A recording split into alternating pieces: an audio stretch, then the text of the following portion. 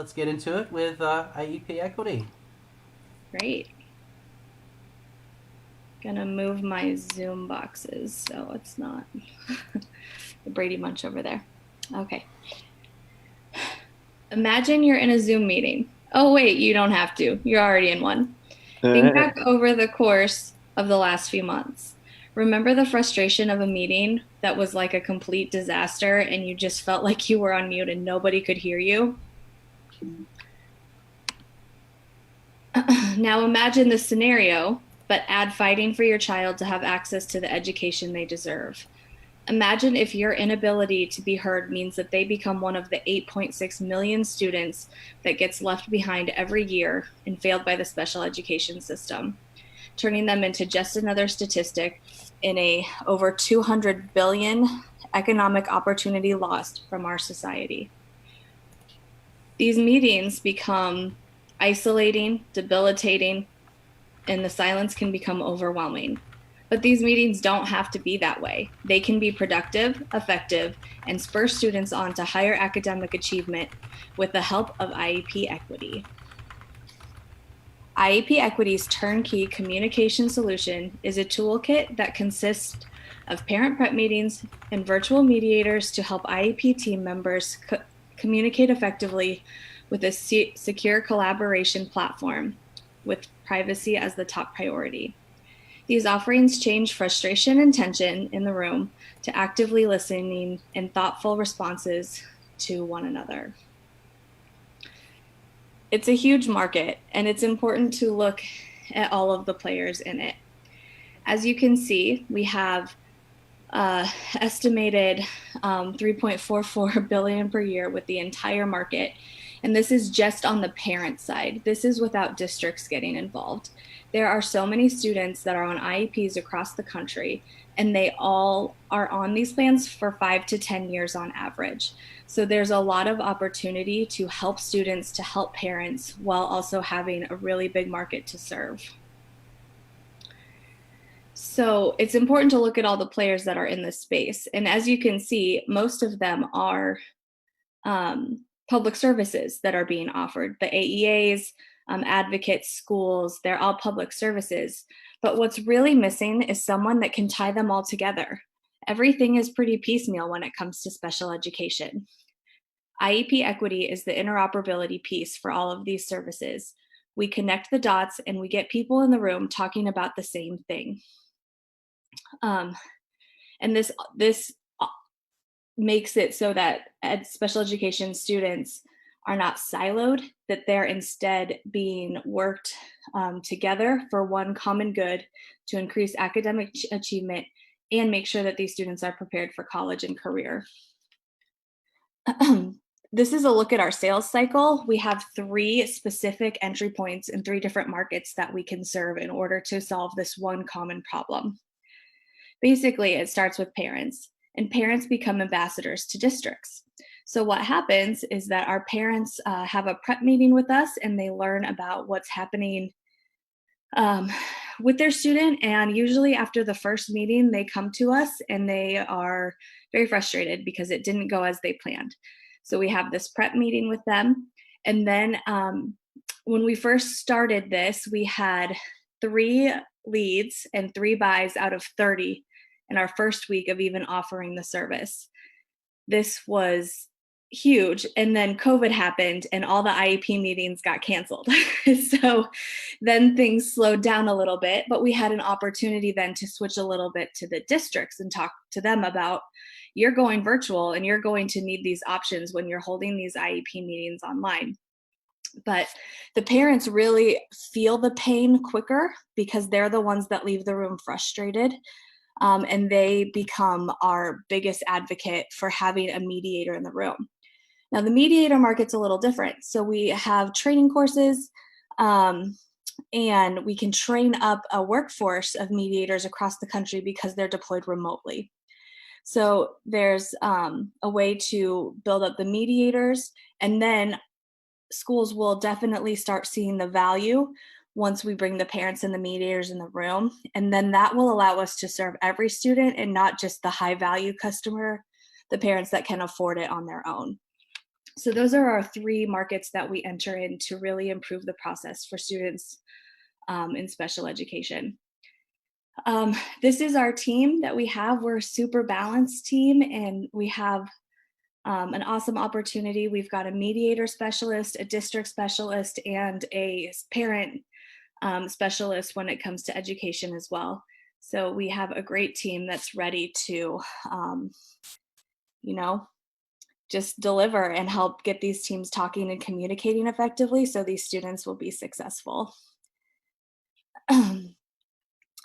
We're about to ride the wave in education. In 2014, less than 0.4% of Americans were engaged in virtual learning.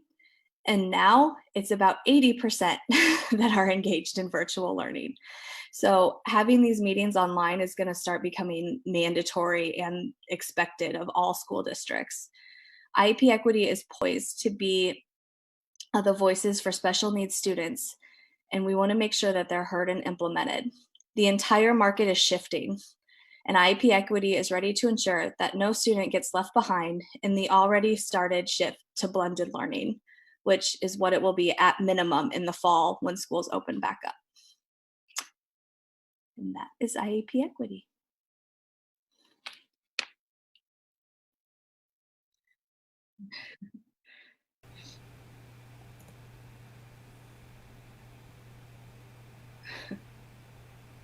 Yeah, I have a question. How do parents get a hold of you, and is it just for Iowa, or are you doing this in other places? Yeah, so we have obviously all the social media channels and everything, and we do a lot of targeted campaigns. We ran a couple of courses for parents, especially since their meetings were canceled, that really focused on how you effectively communicate, what are some strategies you can deploy, because these meetings are complex in person. And when you add another layer of body language and miscommunication with technology, it's really important.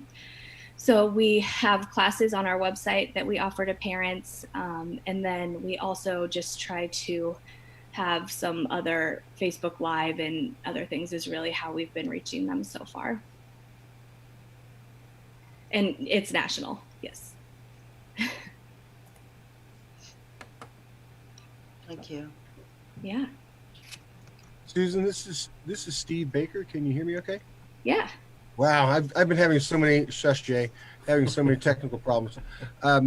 This is I'm slightly familiar with the IEP issues. I have some friends that have been dealing with it. So kudos to you guys for trying to address this. And I'm seeing a huge benefit to the parents and the students, especially in rural areas where the teachers aren't as up to date sometimes with current policies and best practices. But as not a but as a national company, how are you going to address the different IEP policies and the different familiarity with some teachers are familiar, they just don't give a dang, and other ones aren't familiar and they'd love to have that mentorship. So if you could talk a little bit about that. I kind of hit like 3 or 4 topics, but this is a very important situation. Yeah, so there's a really big difference between advocates and mediators, is the first response. Advocates definitely need to know the state by state laws. They're making recommendation for IEP plans. They need to know what's required of districts. Where mediators are really someone that goes in there to just slow the room down. So for example, if you have someone that's in there and the parent says, you know, I want X for my kid, and the district comes back and says, well, we can offer Y, the mediator is really there to be like, wait, we're not saying the same things. And so it's really just this extra resource in the room to slow it down and to clarify any miscommunications that could be happening. And that's a huge difference between the advocates. We're not offering instructional support. We're very operational and just the basics of how you run these meetings well and make sure that parents don't leave frustrated, and ultimately that this case doesn't go to due process or further legal action. Looks Oh, like very, very good. Are your mediators, how are they keeping up on what other folks are doing because it's all about how you go about something, and a lot of times with teachers, we find that it's how you approach them, Sure. and as a mediator, that's a big issue. Yeah. Um, so I'm sorry, can you repeat the first part of the question? I'm sorry, I tend to drag on That's sometimes. okay. Um, uh, as in mediation, there's best practices in everything. Um, are your immediate are you talking are you how do you bank the best ways about the different states and the different ways to approach issues? Yeah, so with our training, so our mediator specialist who's on the line and might add on after I respond to this on our IEP equity team. The thing that we're trying to do with creating our own courses and keep them standardized is that it is the same across the board. And Chris, if you want to talk about a little bit about the work you've done with ABA on this front, I think that would be really helpful. Yeah, so one of the things that we see in the mediation space is that there's a belief that a lot of it comes down to a feeling of how you interact with someone. It comes down to sort of like, oh, well, I sensed the room and this happened. When you actually start looking at the data of what's occurring in effective mediations, the vast majority of it, a lot of the pieces are almost algorithmic in the fact that you're engaging individuals in a pull-style communication of seeking understanding, identifying points of agreement, and building upon agreement. That type of a strategy can get you really 90% of the way there when you look at effective mediations over time. What our objective is to train individuals in that pull-style communication, that identification needing to be exceedingly narrow in what we're doing, identifying very clearly the responsibilities of confidentiality, so that we can get better understanding, more in-depth understanding than you would if it was just a standard facilitator, while still remaining narrow enough to ensure we're not impinging upon any legal restrictions or requirements. As you rightfully pointed out, states like Arkansas have a completely different landscape than Michigan versus Iowa on what the mediator is able to be within. But if we can provide a standard, repeatable, science-based communication strategy, that proves in these rooms to be the most effective way of starting. Even though it will not solve every piece of it, we believe we can actually significantly improve the outcomes of that room just by fixing those fundamental communication challenges that we see in nearly every single meeting. That's beautiful. Thank you, guys. looks like we have Eric's hand is up in the chat. Eric, do you have a question? Yeah, really more about the business. It's very fascinating. We have some connection to this issue here with our family. But one question, just really more about the business, I think. What's your plan to scale this? There's 100,000 households here. I'm in Illinois. I know there's at least 100,000 households in Illinois potentially alone that could use this. Yeah, it's always great to hear that people can use what we're doing, right? Yeah. We've found that almost anyone we talk to has some connection, if it's their own family or if it's their niece or whatever. And what's interesting too is a lot of people that I've talked with say it in hushed tones, like it's almost this, my niece is on an IEP, like it's this bad thing, which we would argue that every student should have a personalized learning plan, but we're not ready to bite off that whole chunk of education. So how we're scaling is really, we're doing a lot of partnerships with national nonprofits. I don't know if you've heard of the Learning Disabilities of America Association. We're in process with them. We're talking with Futures of Schools, which used to be the Foundation for Blended and Online Learning, and a bunch of the folks that are really encouraging parents in learning how to be online because we understand what the new normal looks like. And so we're trying to partner with those future facing national nonprofits that can really help get us in front of parents, and then also even on the district side helping get us in front of them as well.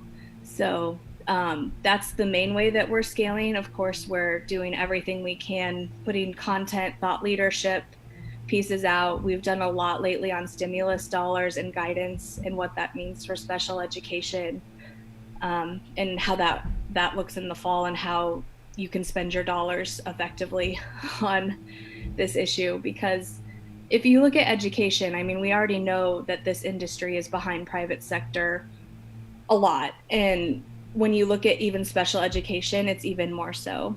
The basis of ed tech and special ed is really adaptive learning tools. And that's about the extent of tech in special education. And so we really have an opportunity to disrupt even this little section of the education technology market. It needs it. Yeah, Definitely. we agree. Desperately. Yeah, good luck to you. It's a great idea. I'll follow up with you later. Great. Thank you. Thanks for being here. So there's a question in the chat. What are the next milestones you want to meet? Oh, goodness. To distill that. And Chris, you can jump in on this too. We have lots of conversations about that. We're definitely focused on parents right now because they do feel the pain and they buy quicker.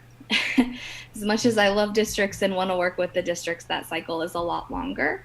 So we're working really, I think our next milestone is to become like the premier parent go-to resource. Would be, and numbers wise, I'm not sure what that means, but Chris, you can add something if you want to follow up. Yeah, sorry, to the question on scalability, if part of it that I may have heard slightly differently is with respect to how are we going to be able to operationally scale, it comes down fundamentally on the mediation side, which is where traditionally we've seen the hardest ability to scale mediation because it's always been treated in such an isolated silo. We're approaching it in 3 different ways.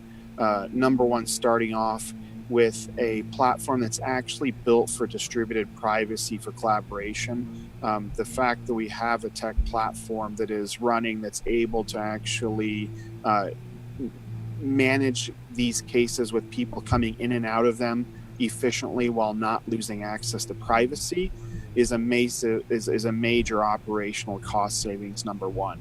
The next piece of scalability comes down to the training regime and making sure that the training is tight enough so that we can expand the base of people who can be in and can be, in this case, mediating, which depending on your background, you could sort of call facilitation plus in some ways. This isn't the type of mediation that you would see with 20 years of experienced educators coming in after this thing has already gone into due process as being hired by the state. We're talking about dispute avoidance, which is a more narrow mediation strategy, which allows for us to train a wide array of people, meaning the last piece is by managing a larger bench and deploying in a gig manner, we can allow for more flexibility while keeping the consistency that we need to deliver that mediation service, while it all again is managed in one place that enables true privacy at volume and at scale. So that operational piece is where our sort of magic sauce is. And as we move forward, our goal is to, through the volume, be able to add AI tools that are able to be useful while still protecting privacy, which is something right now in the way that these mediations are handled and managed, you really can't do. There is not enough volume of data to enable a tool that's both useful and protects privacy in a way that is actually legally and ethically appropriate. So those are the major ways that we scale. Is number one, operationally, by being very concise and enabling gig deployment of mediators while moving towards tools that are going to be able to help accelerate support in an ethical and appropriate way. Very nice. We probably have time for one more question before I ask my final question. I got one. Go for it. Can you hear me? Yep, we Okay. can hear you. Yeah, so my wife used to work at one of the testing companies in Iowa in the special testing area. They had problems of people coming in that would pay to have somebody say they needed special testing when they didn't. What, like, not like vetting, but it is for what you're doing, is it more people coming to you that really do need it, or do you have to like vet these, the parents coming to you saying, hey, I need this plan for my child for this reason?